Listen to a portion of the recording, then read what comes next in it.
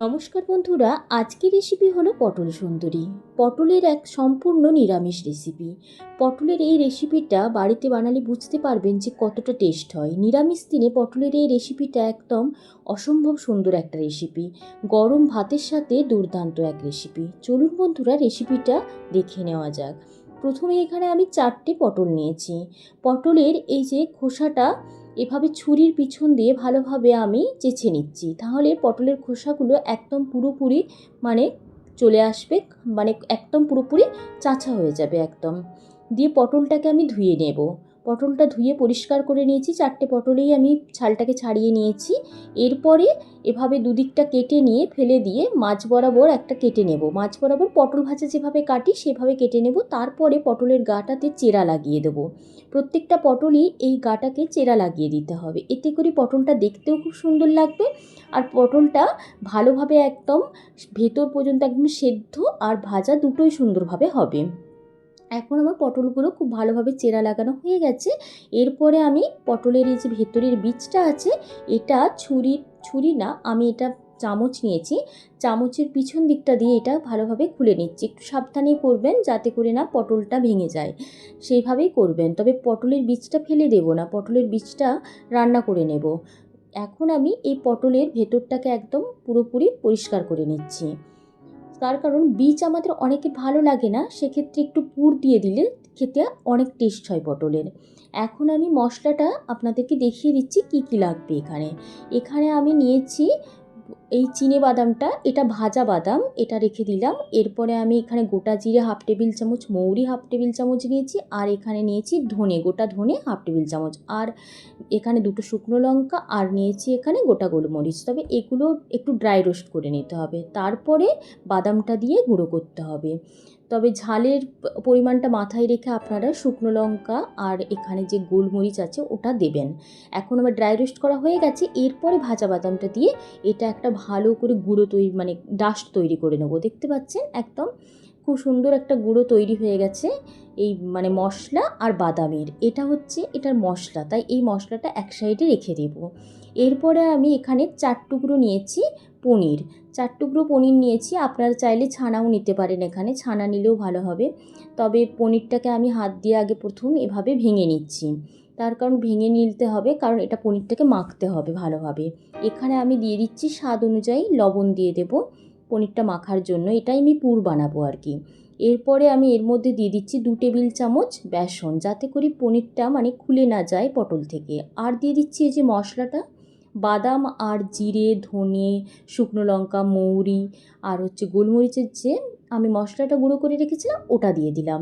ওই ভাজা মশলাটা বেশ ভালোভাবে মেখে নিতে হবে, একদম আঠালোভাবে মাখতে হবে, যাতে না পটলের মধ্যে ঢুকিয়ে দিলে এটা এই পুরটা যাতে না ভেঙে যায়, মানে বের হয়ে চলে আসে, সেভাবেই এটা ভালোভাবে মাখতে হবে। এখন পটলের মধ্যে আমি এই পুরটাকে ভরে দিচ্ছি। আমি এখানে 4টে পটল নিয়েছিলাম, 4টে পটলে কেটে 8টা হয়েছে, মানে মাঝ বরাবর কেটে 8টা হয়েছে। তো এই 4 টুকরো পনির দিতেই আমার একদম পুরোপুরি পারফেক্টভাবে হয়ে গেছে। যদি আপনারা বেশি পটল নেন সেক্ষেত্রে পনিরের পরিমাণটা বা ছানার পরিমাণটা বেশি নেবেন। এরপরে আমি এভাবে পুরোপুরি দেখতে পাচ্ছেন একদম মুখটাকে বন্ধ করে দিচ্ছি। আর এভাবে আমি প্রত্যেকটা মানে পটলকে পুর ভরে নেব, এতে করে পটলের টেস্টটা দ্বিগুণ বেড়ে যাবে। ছানা দিয়ে বানালে পটলটা আরও সুন্দর খেতে হবে। তবে পটলটা কাঁচা অবস্থাতেই পুরটা ভরে নিতে হবে। এখন আমার প্রত্যেকটা পটল তৈরি হয়ে গেছে একদম। এরপরে আমি কড়াইয়ের মধ্যে দিয়ে দিচ্ছি, আমি এখানে সাদা তেল, রিফাইন্ড অয়েল দিয়েছি। এরপরে এগুলোকে এক এক করে গরম হয়ে গেলে তেলটা দিয়ে দিচ্ছি, কারণ এগুলোকে গরম হওয়ার পরই দেবেন, না হলে আবার তেলটা মানে এগুলো লেগে গেলে তখন আবার খুলে যেতে পারে পটলের ভেতরে পুরটা। সেই জন্য তেলটা ভালোভাবে যখন গরম হবে তখনই দিতে হবে। এখন আমি এগুলোকে সব মানে উল্টে উল্টে দিচ্ছি, তবে আরও একটু করে ভাজবো। এখন আমি উল্টে দিচ্ছি, উল্টে দেওয়ার পর একটা সাইড যতক্ষণে হবে তারপরে উল্টাবেন। যেমন ওখানটা হয়েছিল না, আমি উল্টে দিয়েছিলাম, তাই জন্য পুরোপুরি হলেই উল্টে দেবেন। এরপরে হচ্ছে পিছনের দিকটাও আমি ভেজে নেব লাল লাল করে। এখানে আপনারা একটু ওপর থেকে লবণ আর হলুদও ছড়িয়ে দিতে পারেন পটলের মধ্যে ওপর থেকে, তাতে মানে ভালো লাগবে, দেখতেও ভালো লাগবে, অসুবিধা নেই। এখানে আমি দিইনি, আপনারা চাইলে লবণ আর হলুদ ওপর থেকে একটু ছড়িয়ে দিতে পারেন, সেক্ষেত্রে ভাজাটাও ভালো হবে। এখন আমি এপিঠ ওপিঠ উল্টে উল্টে ভেজে নিচ্ছি পুরোপুরি পটলটাকে। তার কারণ পটলটা ভালোভাবে ভাজতে হবে। আবার সেদ্ধতে খুব বেশিক্ষণ সেদ্ধ হবে না, সেই জন্য মানে পটলের গ্রেভির সাথে, তাই পটলটাকে ভালো করে ভেজে নেওয়ার চেষ্টা করবেন।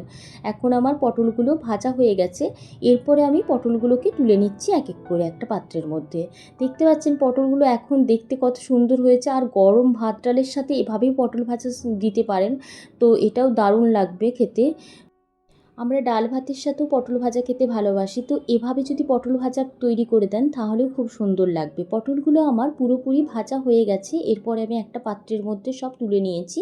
এখন আমি কড়াইটার মধ্যে যেটুকুনি তেল আছে আর ভাজার তেল, সেই তেলের মধ্যে আমি দিয়ে দিচ্ছি একটু চাকচাক করে কেটে নেওয়া এই যে আদার টুকরো দিয়ে দিলাম। কিছুটা পরিমাণ আদা দিয়েছি, খুব বেশি না, সামান্য পরিমাণে দিয়েছি। এরপরে দিয়ে দিলাম হচ্ছে এখানে 2টো কাঁচা লঙ্কা, ঝালটা আপনারা আপনাদের স্বাদ অনুযায়ী দেবেন। সবই গোল গোল করে কেটে নিয়েছি। একটা টমেটো দিয়েছি গোল গোল করে কেটে, এটা গোল বা চৌকো যে কোনোভাবেই কাটতে পারেন। এরপর দিয়ে দিচ্ছি আমি পটলের শাঁসটাকে।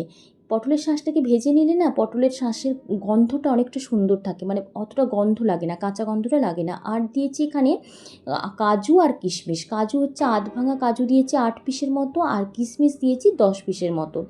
এরপরে এগুলোকে বেশ ভালো করে তেলে ভেজে নেব, কারণ বেশ গন্ধটা সেন্টটা দারুণ আসবে তেলে ভেজে নিলে। এরপর একটু লবণ দিয়ে দিচ্ছি, আবারও ভালো করে নেড়ে চেড়ে নিয়ে এগুলো ভেজে নেব।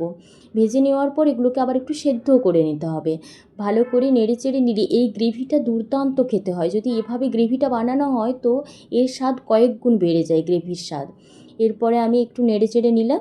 এখানে আমি একটু জল অ্যাড করে দেব, কারণ জল অ্যাড করে দিলে এটা পুরোপুরি সেদ্ধ হয়ে যাবে। তাই আমি এখানে অল্প পরিমাণ মানে 1 কাপের মতোই জল অ্যাড করে দিলাম।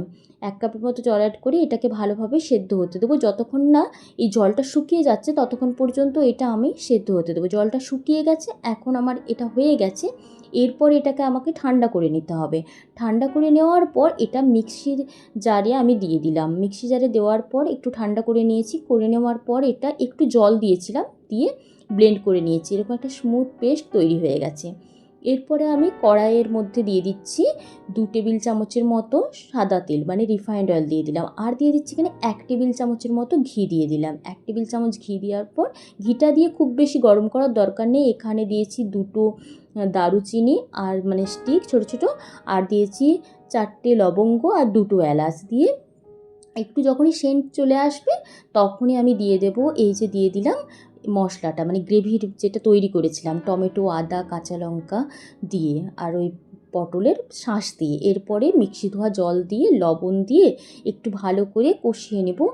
এখানে আমি হাফ টিস্পুনের মতো হলুদ গুঁড়ো দিলাম, আর দিয়ে দিচ্ছি 1 টেবিল চামচ কাশ্মীরি রেড চিলি পাউডার। যেহেতু এখানে কাঁচা লঙ্কা, গোলমরিচ, শুকনো লঙ্কা সব ব্যবহার আছে, সেই জন্য এখানে লাল লঙ্কার গুঁড়ো দিইনি, যাতে করে ঝাল বেশি হয়ে যাবে। অথচ কালারটা সুন্দর হবে বলেই এখানে আমি দিয়েছি কাশ্মীরি রেড চিলি পাউডার। এতে কালারটাও খুব সুন্দর হবে, আবার ঝালটাও লাগবে না, সেই জন্য। এরপরে দেখতে পাচ্ছেন এই যে একটুখানি কালারটা বেশ মানে তেলটা ছেড়ে ছেড়ে আসছে। এখন আমি অ্যাড করছি এখানে দুধ, মানে দুধটা হচ্ছে এখানে মিল্ক পাউডার দিয়েছি 4 টেবিল চামচ, দিয়ে হাফ কাপ মানে হাফ গ্লাস আর কি জল দিয়ে ভালো করে এটা মিশিয়ে নিয়েছি দুধটাকে। আর আপনারা যদি লিকুইড দুধ দেন তাহলে 1 গ্লাস দুধকে হাফ গ্লাস করে নেবেন, তাহলেও টেস্টটা অনেক ভালো হবে। এরপরে এটা হচ্ছে গ্রেভিটা ফুটে গেছে ভালোভাবে। এখন আমি এক এক করে দিয়ে দিলাম পটলগুলো, ভাজা পটলগুলো দিয়ে দিতে হবে। ভাজা পটলগুলো দেওয়ার পর একদম ফ্লেমটাকে কমিয়ে দিতে হবে। ফ্লেমটাকে কমিয়ে দিয়েই একটু সেদ্ধ হতে দিতে হবে পটলগুলোর মধ্যে, কারণ ফ্লেমটা বাড়িয়ে দিলে কি হবে, এখানে যেহেতু বাদাম আছে, বাদাম থাকার জন্য গ্রেভিটা একদম শুকিয়ে যাবে। এরপরে আমি এখানে ওপর থেকে দিয়ে দিলাম যে মশলাটা করে রেখেছিলাম, ওটা 2 টেবিল চামচ দিয়ে, আর চিনি দিয়ে দিলাম। একটু মিষ্টি মিষ্টি খেতে হবে, নিরামিষ রান্না যেহেতু ভালো লাগে খেতে। 1 টেবিল চামচের মতো চিনি দিয়ে দিলাম। এরপরে গ্রেভিটা দেখতে পাচ্ছেন পুরোপুরি একদম গাঢ় হয়ে গেছে, আর রান্নাটাও কমপ্লিট হয়ে গেছে। এখন যতটা পরিমাণ ছিল ওই বাদাম আর মানে গুঁড়ো মশলাটা, মানে যেটা বানালাম, যেটা ভাজা মশলা, ওটা দিয়ে দিলাম। দিয়ে 10 মিনিট ঢাকা দিয়ে এটা রেখে দিয়েছিলাম। এইটা আপনারা রুটি পরোটার সাথেও খেতে পারেন, গরম ভাতের সাথেও খেতে পারেন, দুর্দান্ত লাগবে এই রেসিপিটা খেতে। পোলাওয়ের সাথেও খেতে পারেন। বন্ধুরা, রেসিপিটা আপনাদের কেমন লেগেছে? রেসিপিটা যদি আপনাদের ভালো লেগে থাকে তাহলে কিন্তু লাইক কমেন্ট করতে ভুলবেন না। চ্যানেলটিকে সাবস্ক্রাইব করে দেওয়ার অনুরোধ রইল। চ্যানেলটিকে সাবস্ক্রাইব করে দেওয়ার পর পাশে থাকা বেল আইকন প্রেস করে দেবেন। ধন্যবাদ বন্ধুরা।